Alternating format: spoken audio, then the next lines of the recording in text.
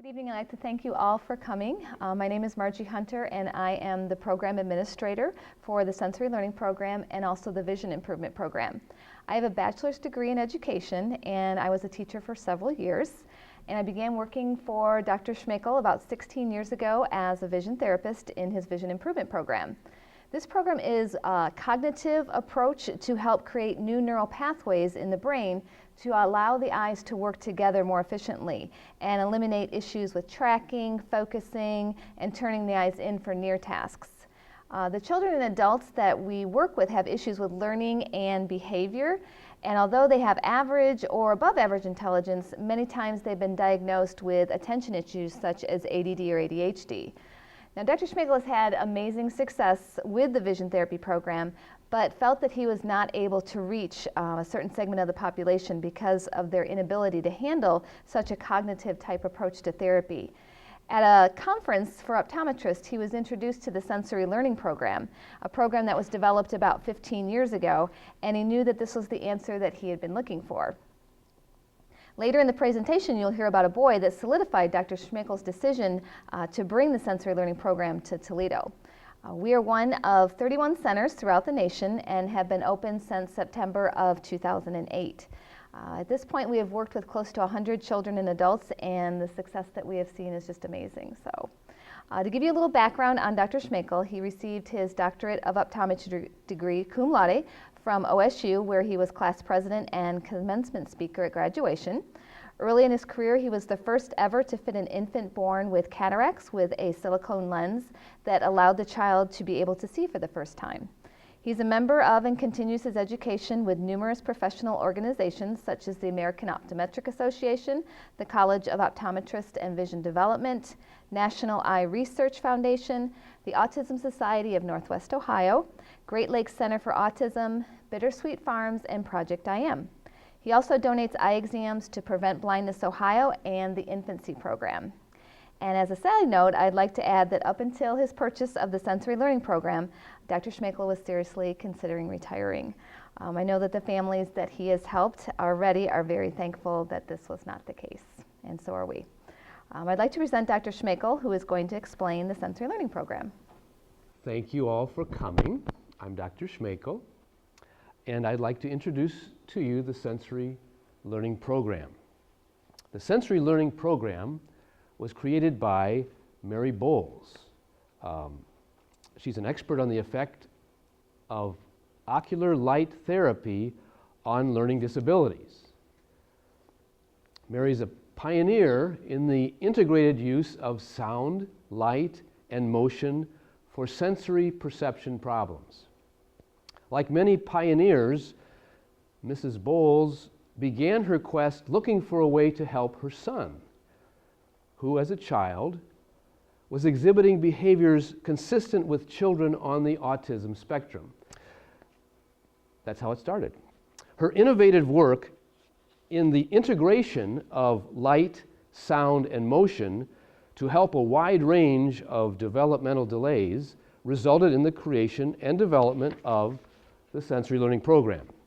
Tonight's presentation has been designed to help you answer three big questions. What is the Sensory Learning Program? What are parents and professionals saying about the program? And is my child or client a good candidate for the program? We hope these questions are answered for you during the presentation. We've also set aside time for additional questions and answers at the conclusion of the presentation, and my staff and I will be available to speak with you after the presentation if you have got a particular question you'd like to speak with us about. We'd like to open tonight's presentation with a news clip featuring the story of a child that went through the Sensory Learning Program that was broadcast in Detroit on ABC.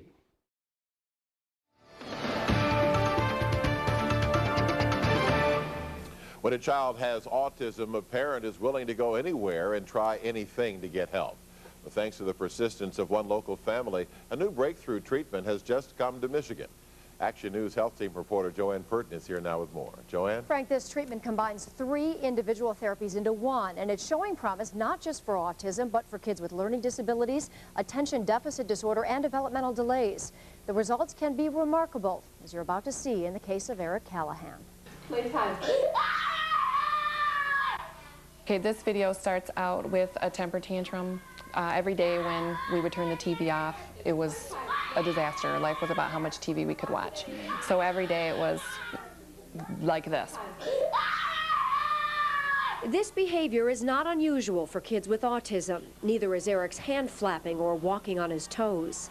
The overload of sensory input is too confusing for them to handle, so they'll actually be able to flap in order to concentrate on the flapping to calm themselves down. They're called sensory problems. They cannot multitask, so when they're looking at something, it's almost as if they're deaf and can't hear because they suppress or turn off their auditory system. I'm up in the TV and I don't know where you are, Mom, and I don't care. Desperate for help, Renee and Eric flew to Colorado, where a new program called Sensory Learning is offered.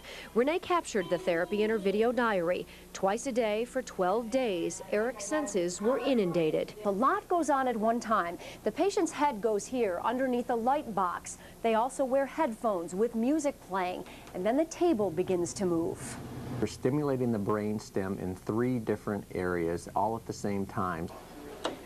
All 3 systems being stimulated at the same time, so the patient has to develop coordination and put them in sync with one another. Just 6 days into the therapy, Renee saw a little boy she could hardly believe was hers. You can see he's sitting down watching TV, which was amazing to me because he was hand flapping from the age of 14 months old. I was walking on air. I was thrilled. I was the happiest woman in the world. I was ecstatic. Even the tantrums have gone away. Before, you saw the tantrum over no TV. He turned it off on his own and he wants me to read him a book. Eric improved so much with the treatment that Dr. Brad Habermill brought the technology to Michigan to his office in Flint so families here could be helped. This by no means is a cure of autism, but it's a very positive intervention that's helping these kids to be able to learn cognitively in a way that they've never been able to before. Oh, wow! Eric's mom and dad say he's also become much more verbal. They call sensory learning just one piece of the puzzle, but it's a piece that's opening up a whole new world for this little boy. Thank you. As a footnote to this story here, I'm happy to add that 8 months after Eric completed the sensory learning program, his doctor lifted the diagnosis of autism. Eric is now, for the first time ever, completely mainstreamed in school and continues to do wonderfully.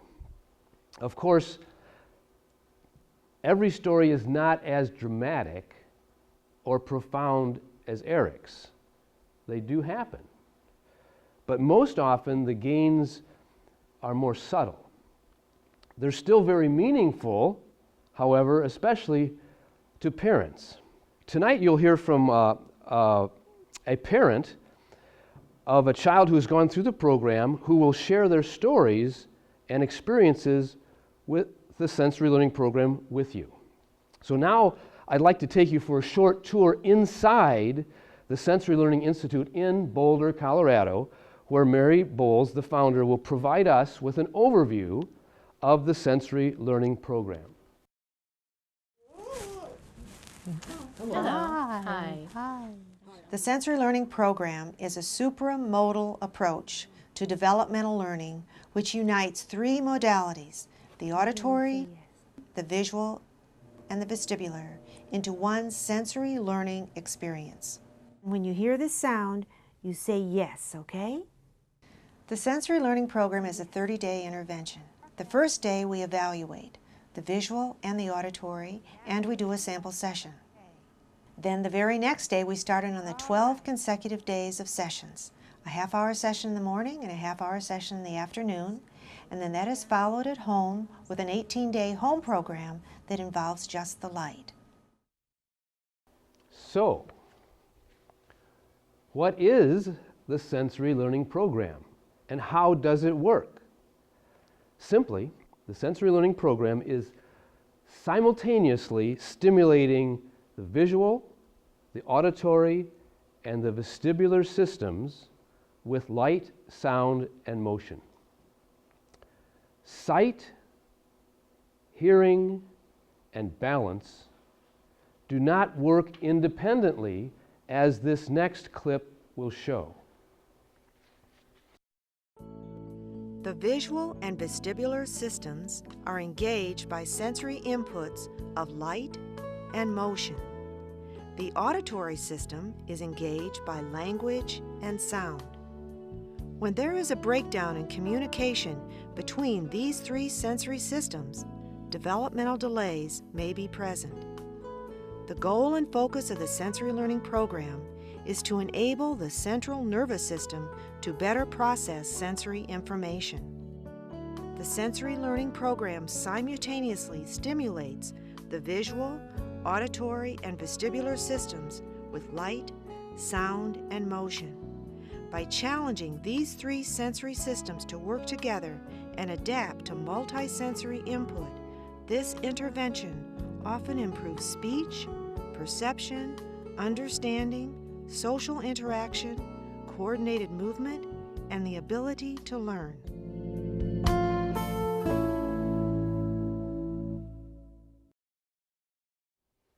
I don't know if you get a picture of what's happening, but I like to use my hand here and my arm as excuse me? Oh, good. As the brain stem here. See how it kind of overlaps there? Then this goes down to the spinal cord.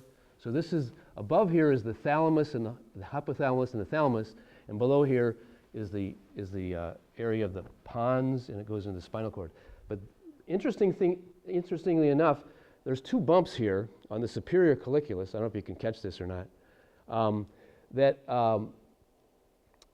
When light comes into the eyes, it doesn't all go back to the visual cortex in the brain back here, but 20% of it actually connects into the center of the brain, into these little areas called the superior colliculi. And from there, it goes behind the brainstem into the pineal gland. What's the pineal gland? Well, that's the part of the brain that tells us whether it's daytime or nighttime. Also, the energy from light goes in front of the brainstem into the pituitary gland. What does the pituitary gland do? Well, the pituitary gland controls all of the automatic functions of the body. It's called the autonomic nervous system. This is how it works. When red light, well, think about this. When you wave a red flag in front of a bull, how many of you have done that? No response. No one. What happens is the bull charges. Well, why does the bull charge? If you wave a blue flag in front of a bull, does he charge? No. If you just wave any sort of white flag, surrender, does he charge? No. What happens is when the red color from the flag impinges on the superior colliculi, it goes to the pituitary gland, and the pituitary gland then secretes or causes the adrenal cortex to secrete epinephrine adrenaline. And what does that do to the body? It causes the fight or flight response. The charging of the bull, it causes, if you're up close enough to the bull, you can tell the pupil of the bull gets large, and his focusing is for distance, the matador that he wants to impale his horns upon. What happens in the human being is the same thing. When red light stimulates the adrenal cortex, the pupil gets big, which is interesting. The focus goes to distance, which is very difficult to do close-up work. And what's the third thing?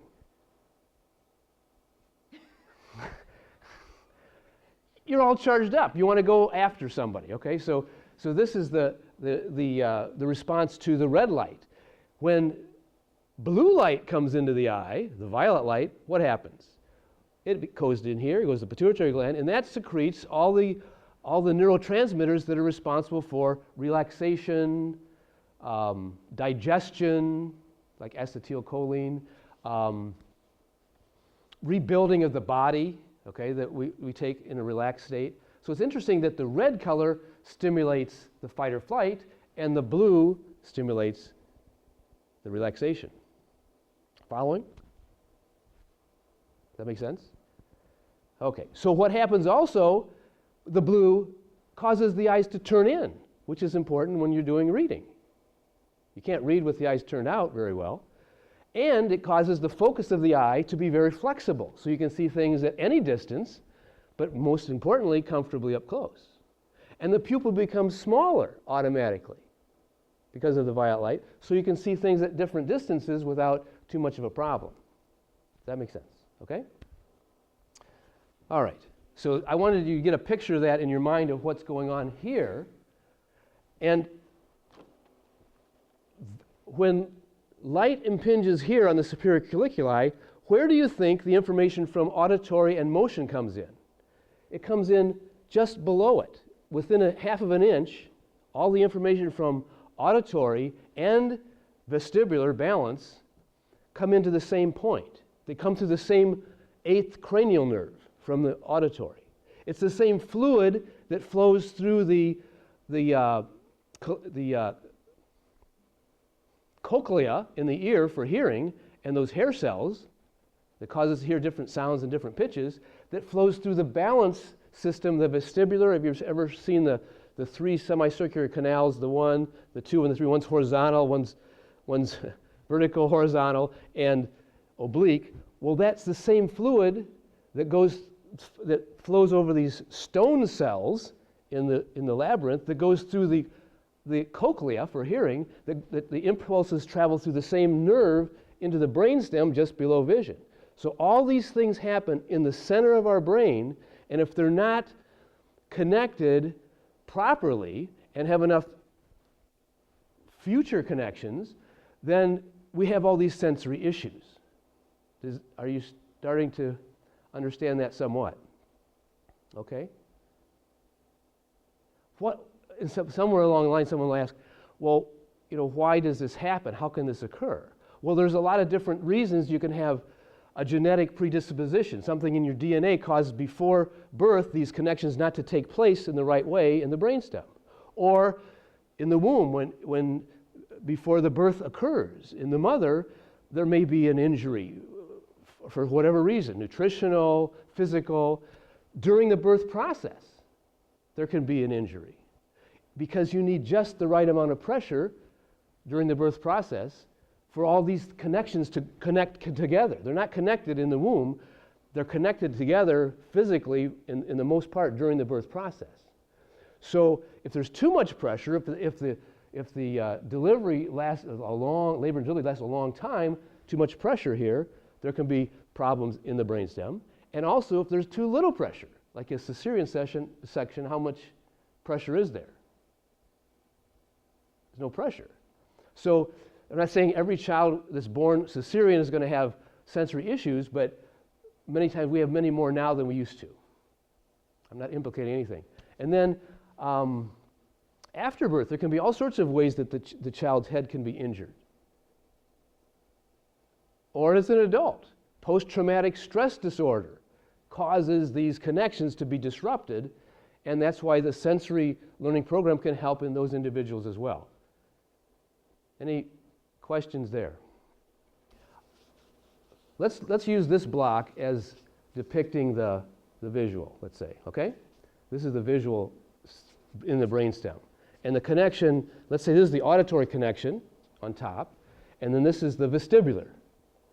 I kind of made it round so it's like balance, okay?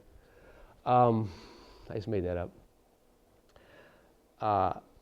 If these are all like wired together and tight, all the connections between the 3 systems are perfect, then there's no problem. And this is the way life, the Creator designed us to be.